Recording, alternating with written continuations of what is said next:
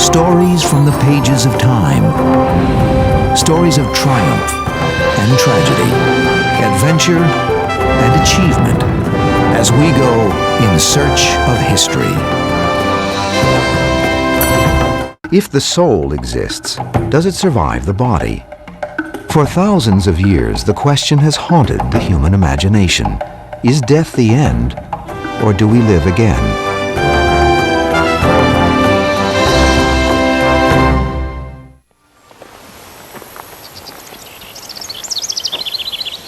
It has probably happened to many of us at some time or another. It is called déjà vu.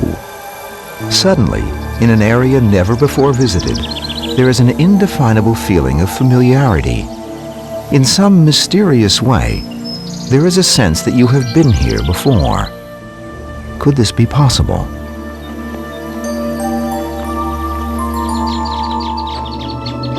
What about the person with whom you have chosen to share your life? Have you known one another before, perhaps, as some believe, in a previous life? The human mind has grappled with the notion of reincarnation for millennia. In some cultures, the idea was seen as a threat, warning of dire consequences for an unjust and dishonest life.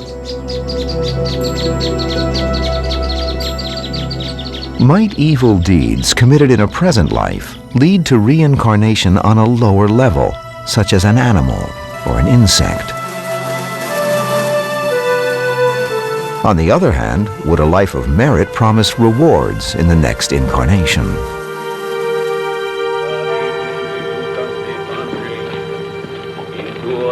Is belief in reincarnation as old as humanity's faith in a divine force that creates and judges the world?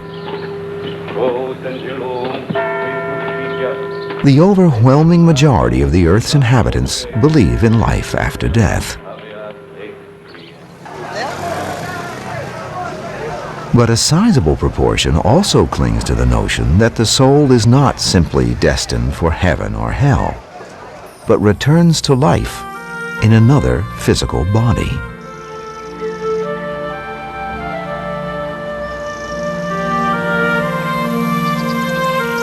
Many people feel that reincarnation can't exist because they don't remember their past. And my answer to the world is we do remember. We don't have the details, but we have certain key hints as to who we are. The type of music we like, the people we're most attracted to, the types of food we like, the clothing we wear, certain periods in history that we identify with. These are indications this is where we have been before. And so our present incarnation or our present lifetime is a composite of all the fruits of what we were before.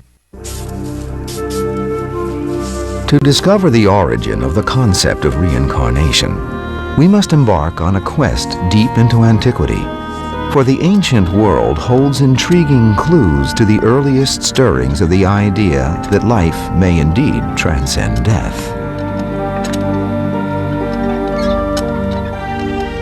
It is a belief that may date back to the Stone Age. Tens of thousands of years ago, many primitive societies buried their dead in a fetal position. Perhaps this suggests a belief in reincarnation, in which the deceased was being made ready for rebirth. Today, India remains one of the most vital links with the ancient past. Here, Hinduism is the predominant pathway of faith. At least 5,000 to 6,000 years old, much of its origins remain a mystery. But it is the oldest known religion still practiced anywhere in the world today. Acceptance of reincarnation is central to Hinduism. A person's rebirth in a new physical body is believed to be a direct result of how one lived in a previous life. Escaping the endless cycle of birth and rebirth is fundamental to followers of the faith. The process is known as karma.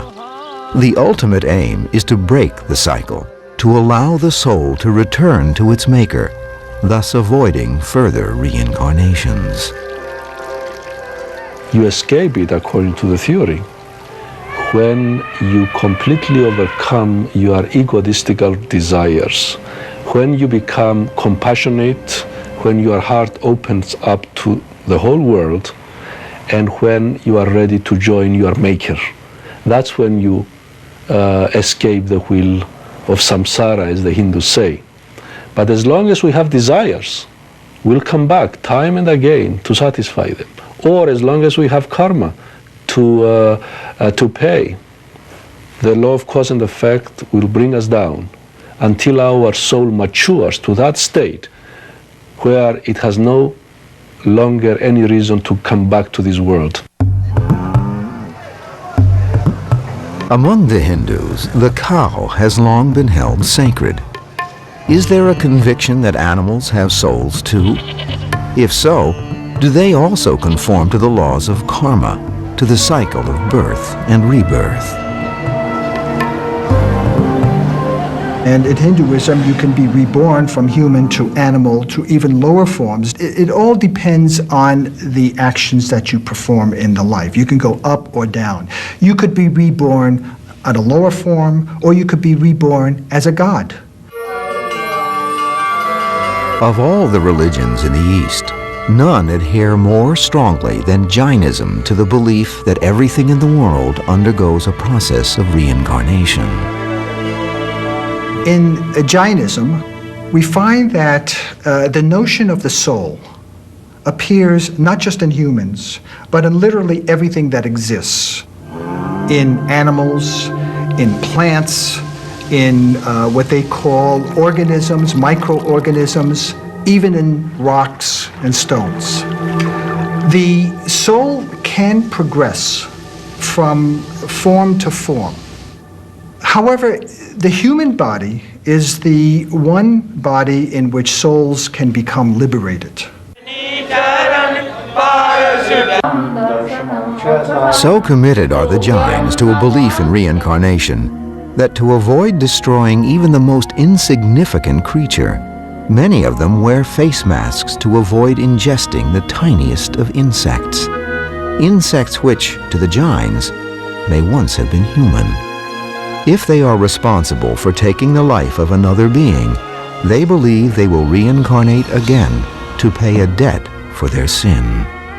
In neighboring Tibet, Buddhism, originally from India, has been the national religion for some 1,400 years. One of the central texts of Tibetan Buddhism is the Book of the Dead. Once a person has died, a lama or priest will read passages from the book to help a deceased soul choose new parents and a suitable environment for his or her next incarnation. The prayers are intended as a guide to help the soul prepare for a new life in accordance with the deeds and accomplishments of the life just ended.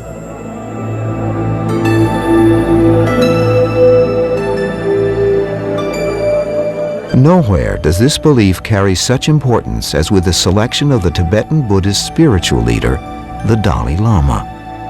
Ever since 1694, all Dalai Lamas have lived in the Potala Palace, overlooking the city of Lhasa.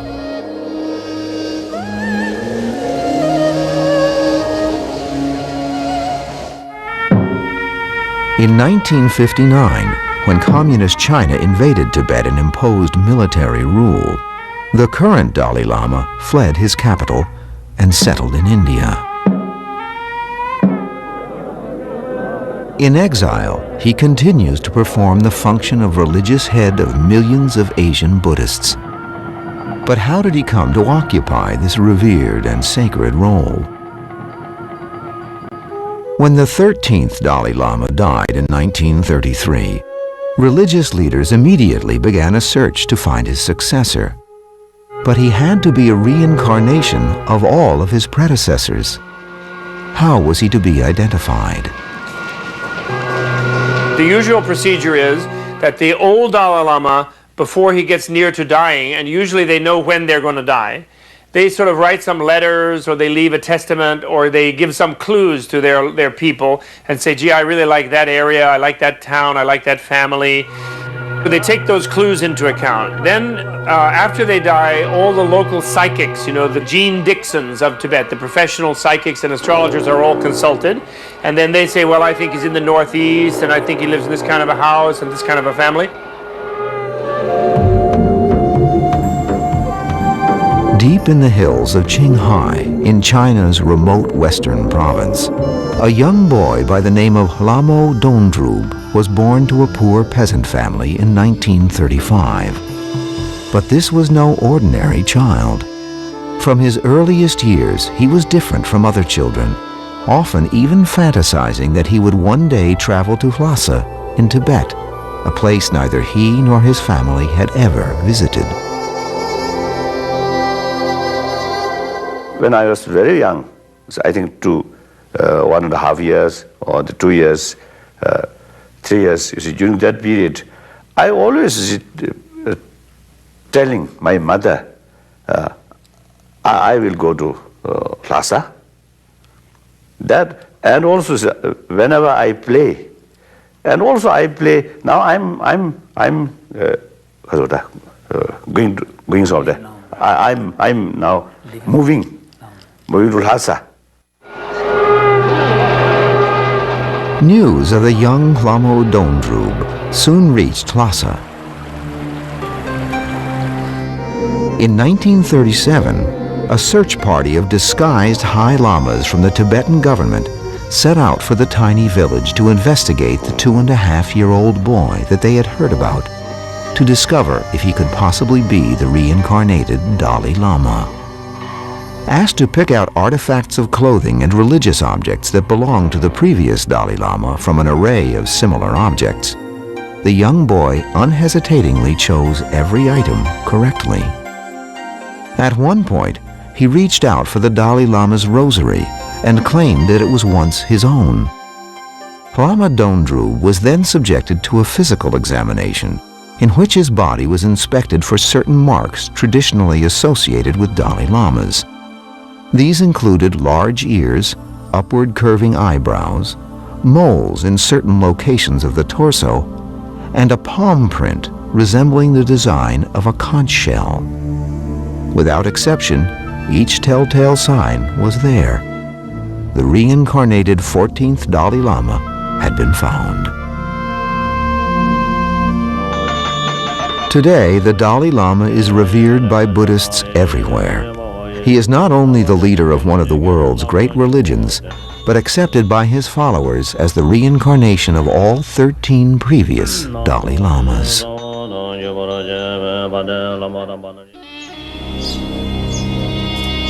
Western belief in the rebirth of the soul may already have been well established by the time of the ancient Egyptians. Pharaoh Amenhotep I of the 12th dynasty ruled the country during the period known as the Middle Kingdom, some 4,500 years ago. According to some scholars, he was popularly known as he who repeats his births, giving us insight into the possible widespread acceptance that the pharaoh lived on after death.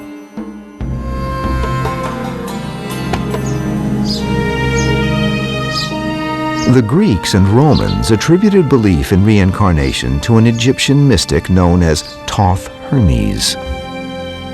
The soul passes from form to form, from level to level, and the mansions of its pilgrimage are many. Thou mortals puttest off thy bodies as raiments, yet thou art from old, O soul of man. Thy soul art everlasting. Thoth Hermes. Thoth Hermes remains one of the most mysterious figures in all antiquity. Was he a human, a god, or a being of legend? He is sometimes depicted as the ibis-headed god of wisdom, justice, and writing. Whoever he was to leave an indelible mark on Western culture.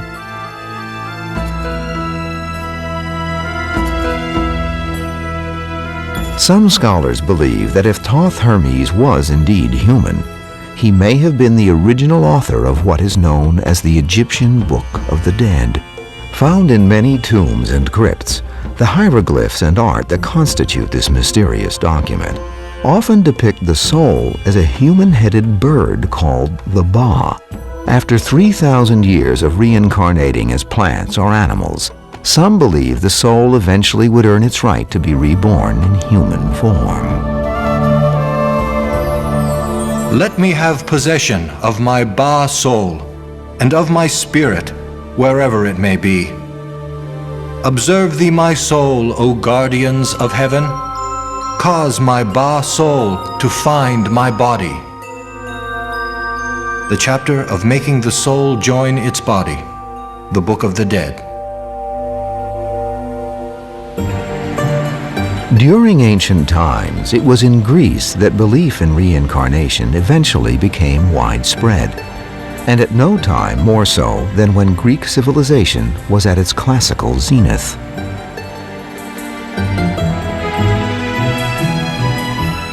The goddess Psyche was reputed to have been one of the loveliest beings in the entire Greek pantheon of deities. Her beauty was so remarkable that the name Psyche was also used to describe one of nature's most magnificent creations, the butterfly.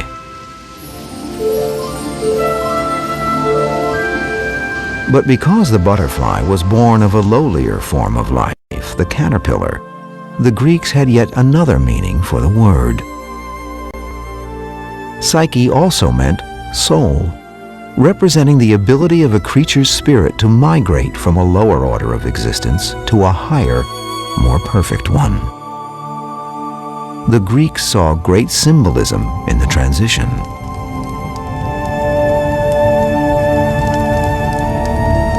It is intuitively natural to the human being to assume continuity in everything. In other words, if you look around the universe, there is nothing that you can find in the universe that does not demonstrate continuity. When wood burns, it becomes ashes and heat. When water flows, it goes somewhere. When water boils, it becomes steam. In other words, in every natural process, we observe continuity. And therefore, it is unnatural that our consciousness alone, or our soul, our deepest level of consciousness, would be the one thing in the universe that would not have continuity. One of the most ardent Greek believers in reincarnation was the great philosopher Pythagoras. As a mathematician, his name would be forever inscribed in the annals of history.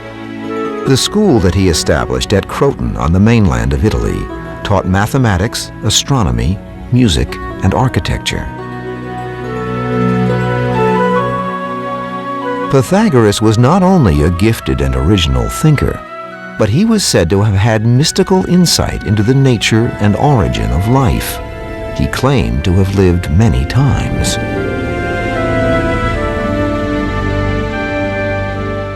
It was believed that Hermes, the god of science and innovation, had imbued him with the vision to see all his previous incarnations. Pythagoras' students were well versed in the mysteries of reincarnation and were encouraged to value life. They were taught to respect the soul of all beings, refraining from killing any animal and adhering to a strict vegetarian diet. Though a teacher, Pythagoras left no writings. However, his belief in reincarnation was expounded by three of the greatest Greek philosophers who studied his teachings: Socrates, Plato, and Aristotle. Must not all things at last be swallowed up in death? Yea, but I am confident that there truly is such a thing as living again, and that the living spring from the dead. The souls of the dead are once again in existence. Socrates, 450 BCE. Though the physical resurrection of the human soul was proclaimed by some of the most admired minds in Western civilization, for centuries, belief in reincarnation was either suppressed or simply lay dormant.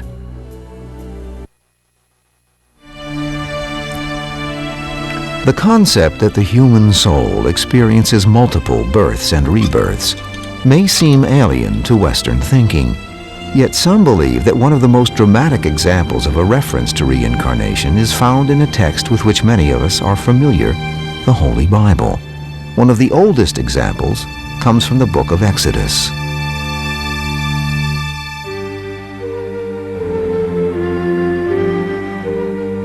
Led by Moses, the people of Israel are at the foot of Mount Sinai. Here, following God's orders, Moses delivers the 10 Commandments to them. When he reads the 4th and 5th commandments from the tablets supposedly written by the finger of God, the people hear these words. Thou shalt not make unto thee any graven image, or any likeness of anything that is in heaven above, or that is in the earth beneath, or that is in the water under the earth. Thou shalt not bow down thyself to them, nor serve them. For I, the Lord thy God, am a jealous God, visiting the iniquity of the fathers upon the children, unto the 3rd and 4th generation of those who hate me. Exodus 20:4. This has created a lot of questions for a lot of people. What can that possibly mean? Reincarnationists believe that retranslate generation to incarnation. So the sins of the fathers will be visited upon the 3rd and the 4th incarnations. In other words, the soul will come back, and the sins that that soul in that former life experienced or committed will then have to be dealt with in a karmic sense later on in the 3rd and the 4th generation. Another example of a passage that may refer to reincarnation in the Old Testament comes from the book of Psalms. Thou turnest man to destruction, and sayest, Return, ye children of men. For 1,000 years in thy sight are but as yesterday when it is past, and as a watch in the night. Psalms 90:3. One interpretation of this passage comes from ancient Jewish mystics who believed that there were 1,000-year cycles between the physical incarnations of the human soul. One of the most mysterious traditions of Judaism is an ancient body of mystical beliefs known as the Kabbalah, a Hebrew word meaning to receive.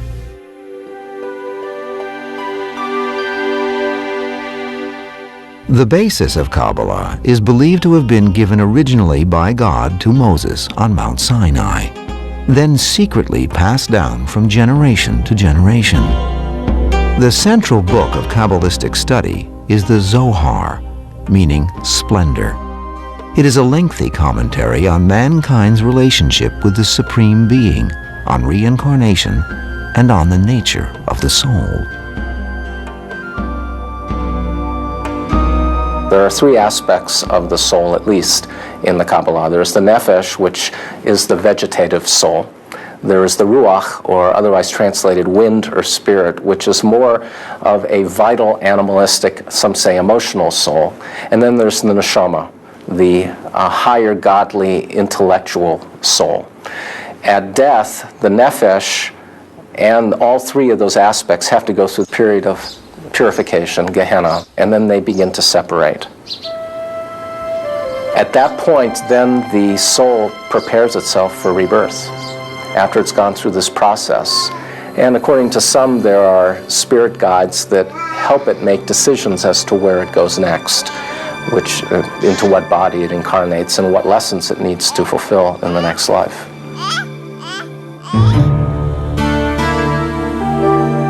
The study of Kabbalah reached its apex of popularity in 15th century Spain. It was here where Jewish acceptance of reincarnation became widespread. In 1492, the same year that Christopher Columbus discovered the New World for Spain, King Ferdinand and Queen Isabella issued one of the most devastating proclamations ever to befall the Jews. En masse, they were expelled from Spain. Many of the Jews would flee to other parts of Europe. There they kept their religious traditions intact, where they flourished for hundreds of years. But with the dawn of the modern era, mysticism and belief in reincarnation would be largely suppressed. Reincarnation in Judaism did not go underground until the early 19th century, and the movement to the West, the urge to be accepted by the more, quote, scientific, unquote, establishment in the West, and then reincarnation went underground in some circles, but not in the ultra-Orthodox or Hasidic. And many, many rabbis have called reincarnation, Gilgul, the cornerstone of Judaism. Christianity is enshrined in the books that make up the New Testament of the Bible. Do any passages within these texts hint at reincarnation? Let not your heart be troubled. Ye believe in God, believe also in me. In my Father's house are many mansions. If it were not so, I would have told you. John 14:1.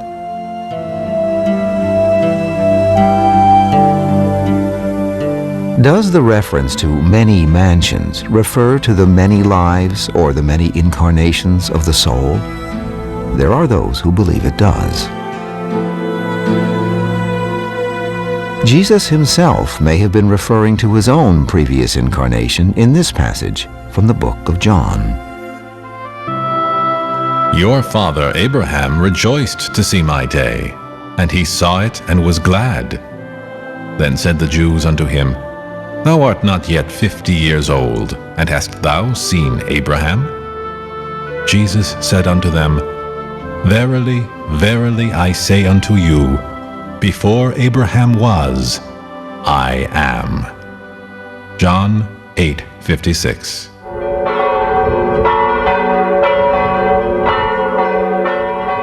Three centuries after the crucifixion of Jesus, the Roman Emperor Constantine embraced Christianity, declaring it the official religion of the empire. In the year 325, he convened the world's first ecumenical conference, known as the Council of Nicaea. Though consolidating much of the doctrine of the newly established church, the gathering was the death knell of belief in transmigration, or reincarnation, among most Christians. The Christian patriarchs decided that this multi-future life idea was not very good because it was a little too loose. They would like people to feel that there was only one future life, and the quality of that was determined by how well they fit in with the church's orders. And so they banned, therefore, transmigration belief, which was common in all of the Mediterranean cultures.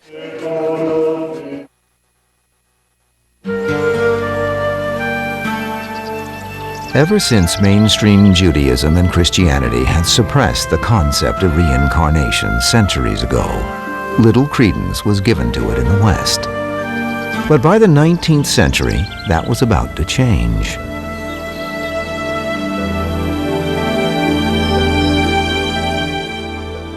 The place was upstate New York, about 20 miles from Rochester. The year was 1848. The sleepy little hamlet of Hydesville was as quiet and uneventful a place as a small American town could be.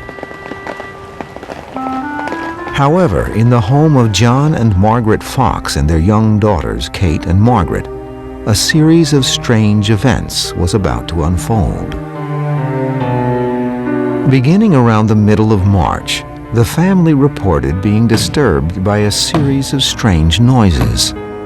Then, on March 31st, the youngest daughter, Kate, challenged the strange unseen force. In response to the loud thumping noises that she heard, she snapped her fingers in reply.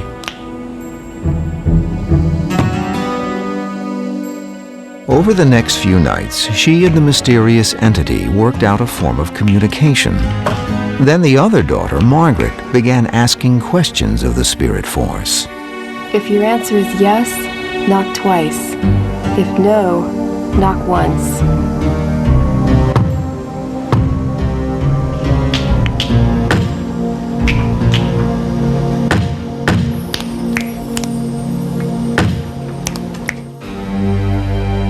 And so, over a period of evenings, it was learned that the spirit in the house once belonged to a man who had been murdered in one of the bedrooms and buried in the cellar. When the floor of the cellar was dug up, a human skeleton was found buried there, confirming the story. Although the murderer was never found and the case remained unsolved, what the incident did was to ignite public interest in the survival of the soul after death, a fundamental tenet in belief in reincarnation. Suddenly, spiritualism and the possibility of communicating with departed souls became popular.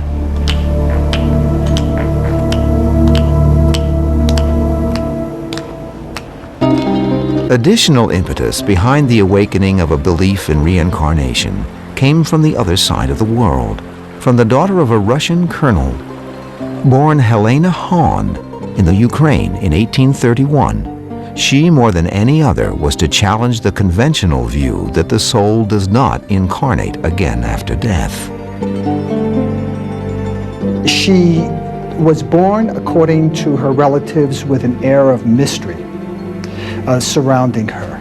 She would often talk about things that were, for the most part, mysterious to the family. They didn't quite know what she was talking about. And she would talk about adventures that she had that everybody knew did not happen, but with such a conviction that it was actually, to her, the real thing. In her late teens, Helena Hahn married a military man more than 20 years her senior.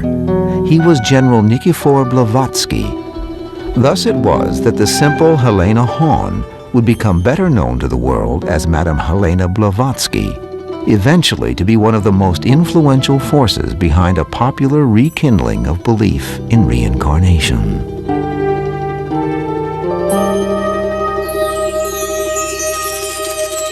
Desperately unhappy with her marriage, Madame Blavatsky deserted her husband and immediately began traveling the world in search of adventure. Her driving quest was to investigate the religious doctrines of the East. She traveled throughout the world, including North America, Europe, Egypt, the Near East, India, Tibet. The purpose of her traveling was to try to find the wisdom, the ancient wisdom.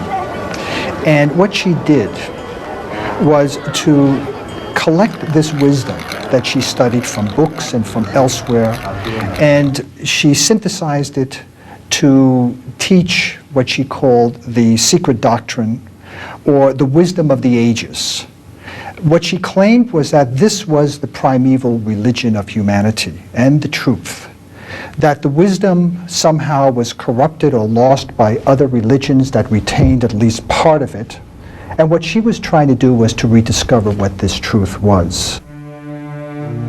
In 1873, Madame Blavatsky arrived in the United States and found the country in the grip of the spiritualism craze following the strange experiences of the Fox family in upstate New York.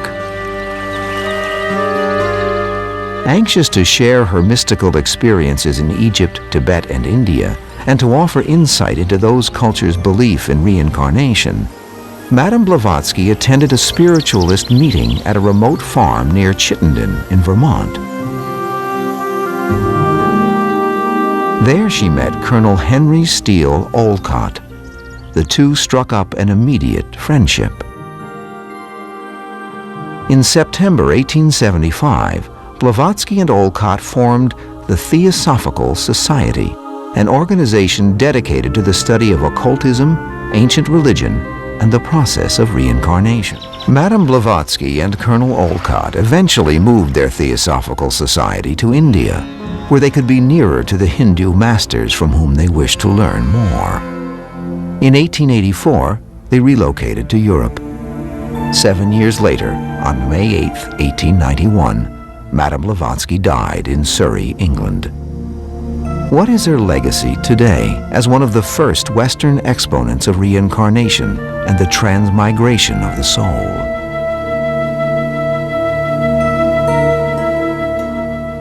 Every single writer who speaks on reincarnation probably owes a depth of gratitude towards Blavatsky. It's Blavatsky who gives the definition of what reincarnation is.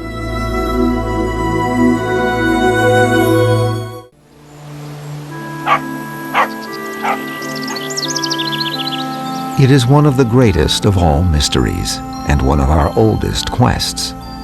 Have we lived before? And following death, do we come back and live again?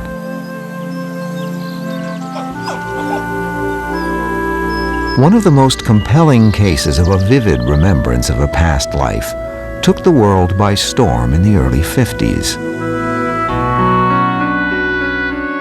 Colorado businessman and amateur hypnotist Maury Bernstein was popular among his friends and associates for his ability to lull people into a trance-like sleep and coax them into recalling incidents from their pasts, often even as far back as their childhoods. However, in 1952, he did not suspect that one of his subjects, Virginia Tighe, would graphically recall incidents from a previous lifetime. When news leaked out that the 29-year-old mother of three was able to recall a past incarnation, Bernstein gave her the pseudonym of Ruth Simmons to preserve her identity and protect her from an increasingly curious press. Under hypnosis, the young woman identified herself as Bridie Murphy, born in the city of Cork, Ireland in 1798. These are actual recordings made during her hypnosis sessions. And what is your name? Bridie. Why did they name you that? They named me after my grandmother, Bridget. I'm Bridie. Do you always live in Cork? No, go to Belfast. You go to Belfast. Mm-hmm. What is the name of the priest? What is the name of the father? Father John. Father John.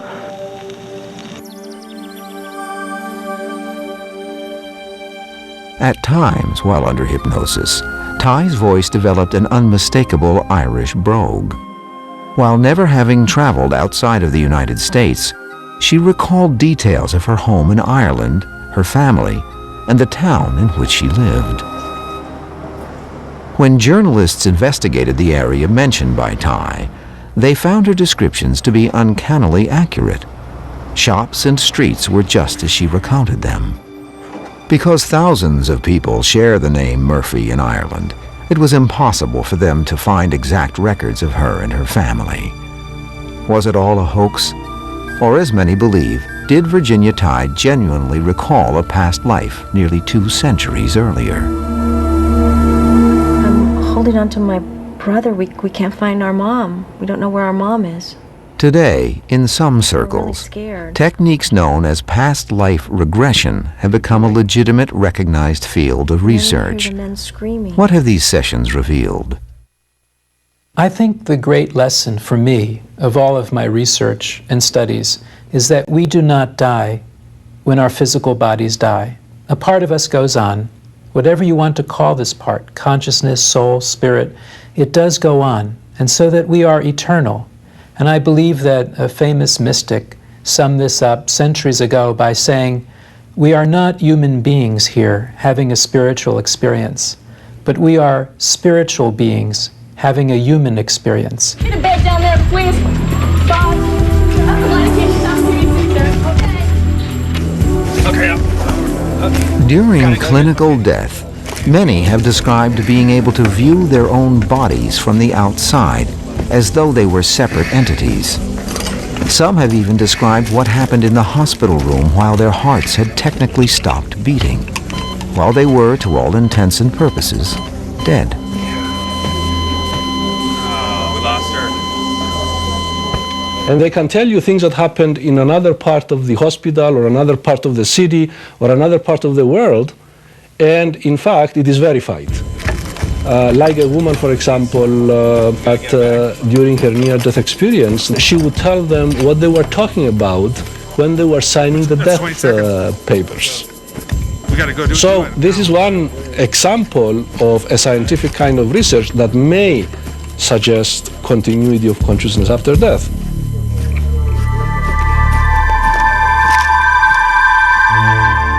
Despite such stories, there are those who find reincarnation impossible to accept. The reason most cited is that few, if any of us, are able to recall a previous life. Although it may seem helpful if we could remember our past lives, I think there is a very compelling reason why we do not, and that is to see if we have really learned our lessons. This is a big school, this Earth, this planet in which we live. And if we behave because of reward or punishment, that wouldn't be enough. We have to see if it's really in our heart, not because we know that we've been punished for this in the 15th century or rewarded for it in the 17th century, but is it really in our heart? And of course the other reason is it would just be too much to carry around all the time a knowledge of perhaps hundreds of past lives. We would never be able to function. We may never know the answer to what happens to us after we die until death itself claims us. If we heed the past and consider the documentation passed down through the centuries, perhaps the riddle of life after death may not be as obscure as many deem it to be. Perhaps each individual is fated to take the same awesome journey through time as the one we take in search of history.